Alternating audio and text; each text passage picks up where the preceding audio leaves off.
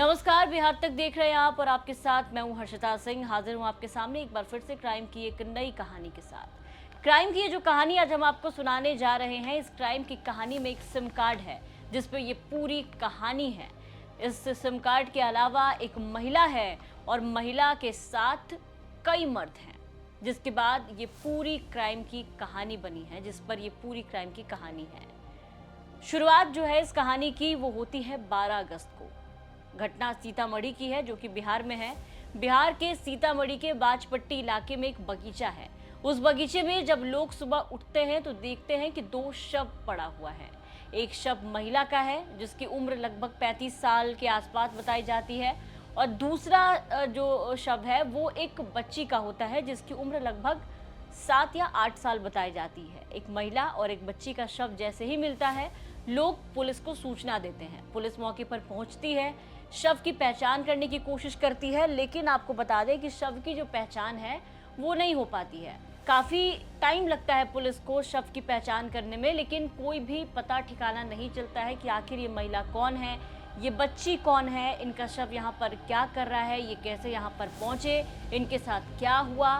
तमाम सवाल जो हैं वो बने हुए थे। ये एक तरह से मिस्टीरियस डेथ कह लीजिए आप, मिस्टीरियस मर्डर कह लीजिए आप। ये डबल मर्डर की जो घटना है वो वैसे ही बनी हुई थी। एक रहस्यमय तरीके से ये मौत हुई और पुलिस को कुछ भी पता नहीं चल रहा था। जैसे तैसे पुलिस छानबीन में जुटी थी, लेकिन तभी उसी रास्ते में, उसी बगीचे के पास एक सिम कार्ड मिलता है। एक छोटा सा सिम कार्ड, जो कि मामूली सा सिम कार्ड ही माना जाता है, लेकिन वो सिम कार्ड कई राज खोलता है।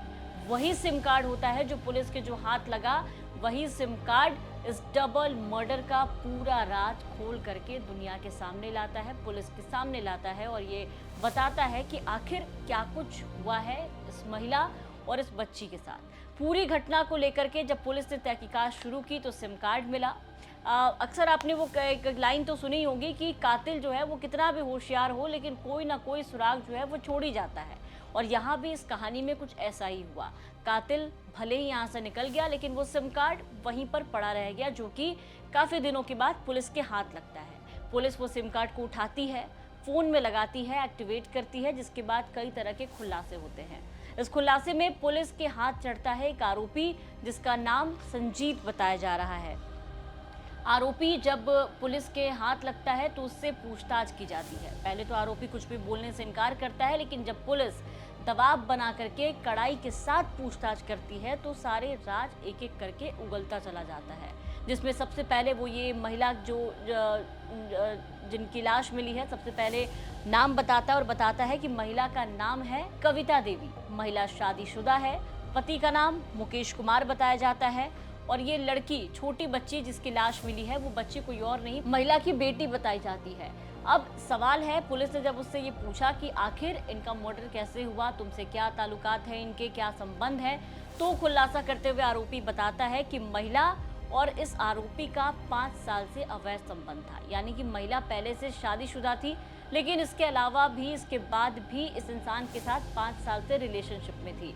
महिला बार बार इस इंसान से शादी का दबाव बना रही थी, लेकिन लड़का बार बार मना कर रहा था। जो आरोपी है वो बार बार मना कर रहा था, क्योंकि आरोपी को ऐसा पता था महिला के बारे में कि महिला सिर्फ उसके साथ ही नहीं, बल्कि गांव के आसपास के जो लोग हैं इलाके के, उनमें से भी कई ऐसे मर्द हैं जिनके साथ इस महिला का संबंध है, बातचीत होती है। और ये सब कुछ आरोपी को पता चला उस सिम कार्ड से, जो सिम कार्ड पुलिस के हाथ लगता है, और उसी सिम कार्ड में कई लोगों के नंबर होते हैं जिनसे महिला का संपर्क होता है, महिला की बातचीत होती है।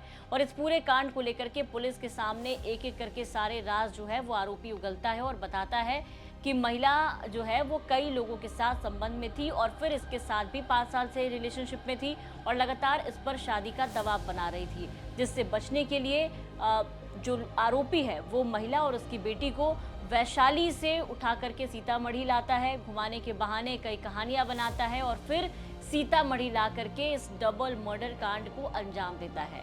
फिलहाल इस पूरे मामले में प्रेस रिलीज पुलिस की तरफ से जारी किया गया है। ये प्रेस रिलीज आप देख रहे होंगे और प्रेस रिलीज में पुलिस ने बताया है कि घटना जो है वो 12 तारीख की है, जब पुलिस को ये सूचना मिली कि महिला और वो जो बच्ची है उसका शव यहाँ पर मिला। इसके अलावा पुलिस ने बताया कि किस तरीके से ये पूरी कार्रवाई की गई है। एसआईटी की टीम जो है वो उसका गठन किया गया।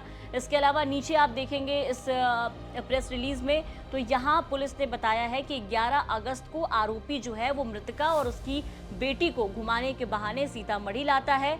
फिर रास्ते में सबसे पहले कुछ नशीला चीज़ जो है वो खिलाता है। खिलाने के बाद जब दोनों बेहोश होते हैं, फिर इस घटना को लगभग 9 बजे अंजाम देता है। आम के बगीचे में दोनों की हत्या करता है और फिर वहीं पर छोड़ के भाग जाता है। फिलहाल हिरासत में है आरोपी।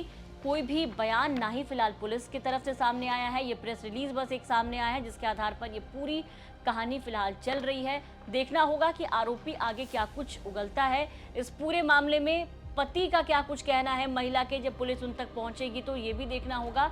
फिलहाल के लिए इस पूरे वीडियो में इतना ही। क्राइम की कहानी में फिलहाल के लिए इतना ही। मुझे दीजिए इजाजत। इस पूरे कहानी में जो भी अपडेट्स होगा उसके साथ एक बार फिर से हम आपके सामने हाजिर होंगे। क्राइम की कहानी देखने के लिए आप जुड़े हमारे साथ हर रात 10 बजे। और ये कहानी हम तक पहुंचाई थी सीतामढ़ी से हमारे सहयोगी केशव आनंद ने।